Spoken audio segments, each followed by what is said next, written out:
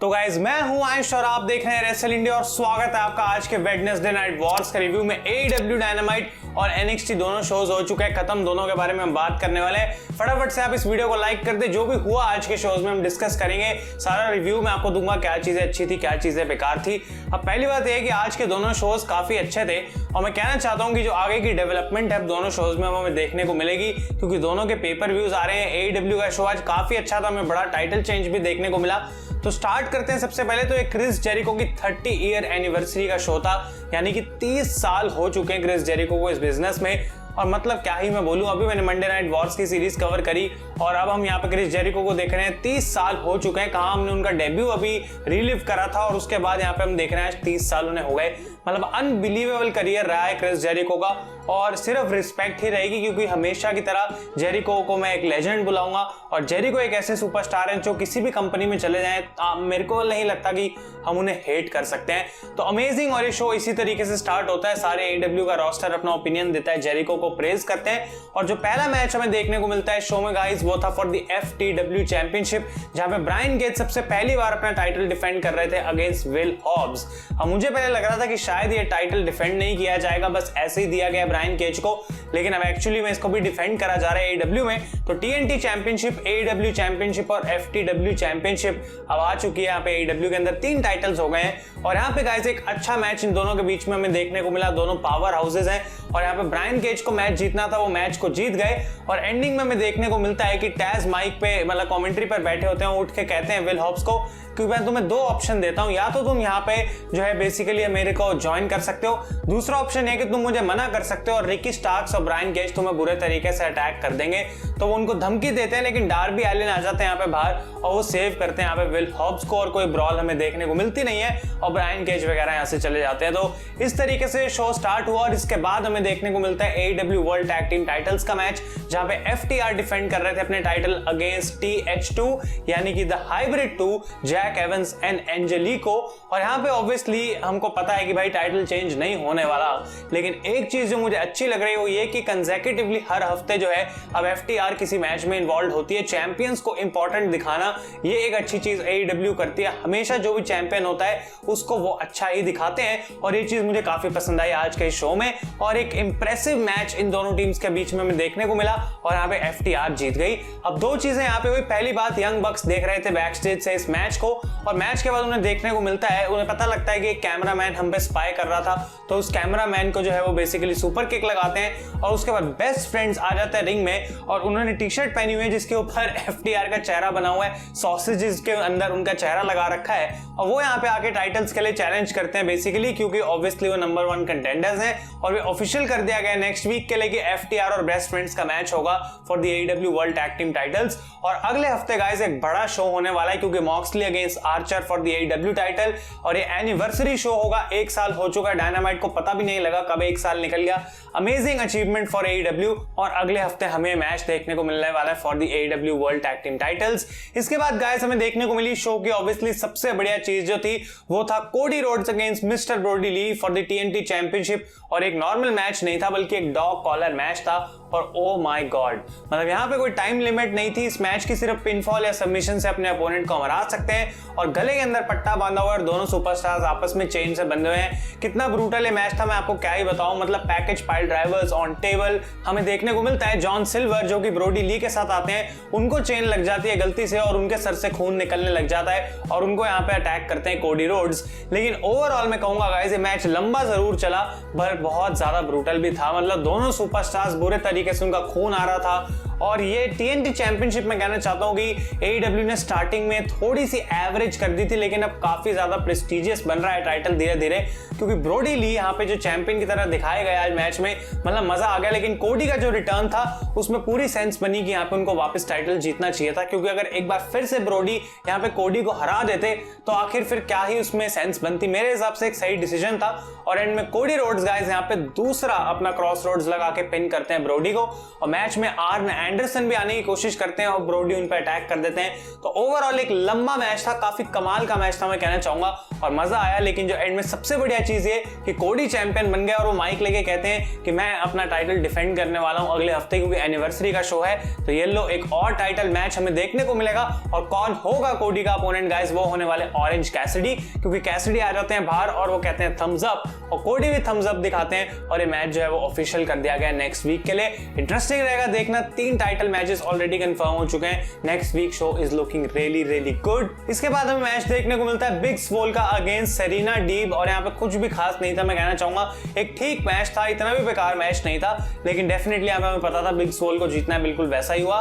इसके बाद John Moxley का प्रोमो हमें सुनने को मिलता है नेक्स्ट वीक उनके लैंस आर्चर के मैच से पहले, और वो कहते हैं देखो एक ना दिन ऐसा जरूर आएगा जब मैं भी एज ए चैंपियन हार जाऊंगा, कोई ना कोई ऐसा सुपरस्टार आएगा जो मुझे भी हराएगा, लेकिन लैंस आर्चर एक ऐसा सुपरस्टार है नेक्स्ट वीक जिसके अगेंस्ट मैं कुछ भी करूंगा लेकिन मुझे अपना टाइटल रिटेन करना है। और लैंस अगर तुम्हें मुझसे टाइटल छीनना है तो तुम्हें मेरे मरी हुई शरीर से जो है उसको खींच के निकालना पड़ेगा, ऐसे तो मैं मानूंगा नहीं। तो interesting promo from John Moxley. और अगले हफ्ते गाइस मुझे पता नहीं क्यों फीलिंग आ रही है कि मॉक्सली शायद टाइटल हार सकते हैं, पर उसके होने का चांस काफी कम है। मैंने यही सेम चीज बोली थी जब MJF के साथ उनका मैच था, वो भी यहाँ पे नहीं हुआ, और अब भी शायद हो सकता है कि वो अपना टाइटल रिटेन करें। और फाइनली मेन इवेंट में क्रिस जेरिको जो कि अपनी एनिवर्सरी सेलिब्रेट कर रहे थे, जेक हेगर के साथ टीम अप करके उनका मैच हुआ केओस प्रोजेक्ट के साथ, यानी कि लूथर एंड सर्पेंटिको। अब मेरे हिसाब से मेन इवेंट लेवल का मैच तो डेफिनेटली नहीं था, शायद कोडी वाला मैच मेन इवेंट में होना चाहिए था, लेकिन यहाँ पे ऑब्वियसली क्रिस जेरिको को ट्रिब्यूट दिया जा रहा था तो उनको मेन इवेंट में डाला गया। यहाँ पे उनको मैच जीतना था, ये बात भी हम जानते हैं। इस मैच में पूरे इनर सर्कल की इंटरफेरेंसेस हमें देखने को मिलती हैं जो कि ऑब्वियसली बहुत कॉमन है। और मैच के एंड में गाइस जब जेरिको जीतते हैं यहाँ पे तो अपना प्रोमो कट करने के लिए स्टार्ट करते हैं, लेकिन MJF आ जाते हैं बाहर और वार्डलो उनके साथ हैं, और पता नहीं कोई भी ऐसा लग रहा है कोई चल रहा है एक पर्दे के नीचे, कोई गिफ्ट लेके आए हैं MJF, और जेरिको कहते हैं कि देखो भाई तुम मेरे लिए गिफ्ट लाए हो।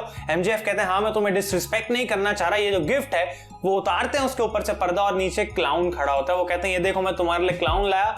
क्लाउन के हाथ में एक और प्रेजेंट है, और वो कहते हैं कि इससे पहले तुम इस प्रेजेंट को खोलो, मैं कहना चाहता हूँ कि नेक्स्ट वीक मैं MJF जो हूँ एक बहुत बड़ी अनाउंसमेंट करने वाला हूँ, और उसके लिए मैं चाहता हूँ तुम मेरे साथ रिंग में आओ। और इसके बाद वो कहते हैं उनको गिफ्ट खोलने के लिए, और जेरिको गिफ्ट खोलते हैं तो वो और कुछ नहीं बल्कि MJF की फोटो होती है।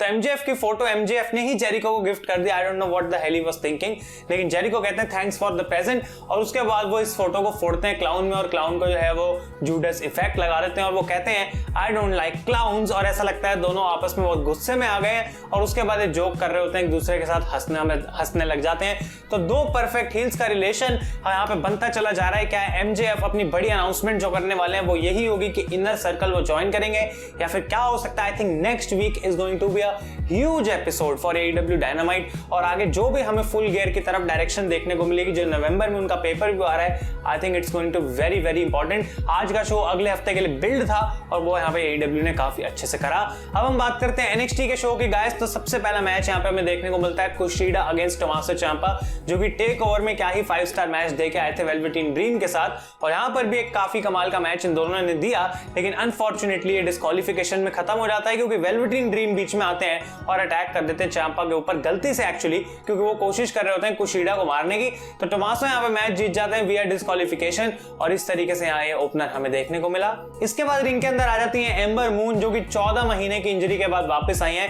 अमेजिंग, मतलब कि वो इतनी रिकवरी करके फाइनली आ गई, उनको मौका मिल रहा है, और वो कहती हैं कि अब मुझे कोई नहीं रोक सकता NXT वुमेन्स चैंपियनशिप की चेज करने के लिए। और इयो शिराई आती हैं बाहर, और वो जैसी बोलना शुरू करने वाली होती हैं, रिया रिप्ली का म्यूजिक बजता है और वो आके बात करती हैं, और जैसे ही वो आती है पीछे से रैक्वेल गोंजालेस और डकोटा काय उनको अटैक कर देते हैं। तो यहाँ पे एम्बर मून रिया रिप्ली की मदद करती हैं, इयो शिराई रिंग के अंदर खड़ी रहती हैं, और विलियम रीगल बाहर आके टैग टीम मैच बना देते हैं, Dakota Kai and Raquel Gonzalez against Ember Moon and Rhea Ripley for the main event of the show.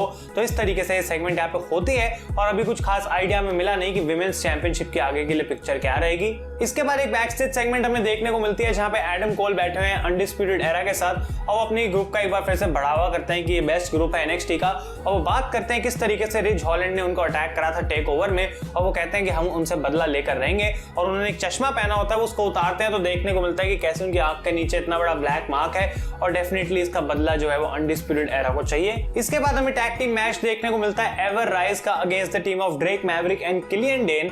और ड्रेक मैवरिक को ज्यादा ही खुश लग रहे थे भाई कि किलियन डेन उनकी टैग टीम में बन गए, लेकिन किलियन डेन को कोई मतलब नहीं है उनको, वो कह रहे हैं भाई मैं तुम्हारा पार्टनर नहीं हूं। और ड्रेक मैवरिक यहाँ पे भाई इंतजाम कर रहे हैं, नया टैग टीम म्यूजिक लेके आगे पता नहीं क्या क्या कर रहे हैं, और वो नाचे जा रहे हैं। और ये पूरा एक कॉमेडी एक्ट अब एनएक्सटी ने बना दिया है कि किलियन डेन हमेशा गुस्से में रहेंगे, Drake Maverick is a comedy character, और वो यहाँ पे अपने टैग टीम पार्टनर से भी पिटेंगे, अपने अपोनेंट से भी पिटेंगे, लेकिन एट द एंड इनकी टीम जो है वो मैच को जीत जाएगी। तो ऐसा ही कुछ यहाँ पे हुआ, किलियन डेन ने पावर बॉम्ब करा ड्रेक मैवरिक को अपने अपोनेंट के ऊपर, और उन्होंने पिन करके अपनी टीम के लिए विक्ट्री हासिल कर ली। और मैच के बाद वो अपने गाने पे नाच रहे होते हैं, लेकिन किलियन डेन उनको मार के यहाँ से चले जाते हैं, और फिर उन्हीं को अपने कंधे पे भी उठाते हैं और वहां से निकल जाते हैं। तो आई डोंट नो ये क्या चल रहा है, बट जहां तक मुझे देख के पता लगा I think this is a comedy act. इसके बाद गाइस हमें देखने को मिलता है कि जॉनी गार्गानो और कैंडिस लेरे अपने घर के बाहर अपने कुत्ते को वॉक करा रहे हैं, और वो जैसे अपने घर पे वापस पहुंचते हैं उनके बाहर एक टीवी पड़ा हुआ है बहुत बड़ा, और उस पे लिखा है भी फ्रॉम इंडी हार्टवेल। तो इंडी हार्टवेल ने एक 65 इंच का अल्ट्रा एचडी टीवी भेज दिया भाई गार्गानो को। अगर इंडी हार्टवेल को मैं अपना एड्रेस बता दूं शायद कल तक मेरे पास भी एक टीवी आ जाता, but I unfortunately don't know Indi Hartwell. तो इस टीवी के साथ एक पेन ड्राइव भी थी जो कि गार्गानो लगाते हैं, और उसमें एक फुटेज हमें देखने को मिलती है कि कुछ हफ्ते पहले जब बैटल रॉयल हुई थी नंबर 1 कंटेंडर क्राउन करने के लिए वुमेन्स चैंपियनशिप का, तो उसमें इंडी हार्टवेल ने बहुत बार मदद करी थी कैंडिस लेरे की, उनको बाहर निकलने से बचाया था।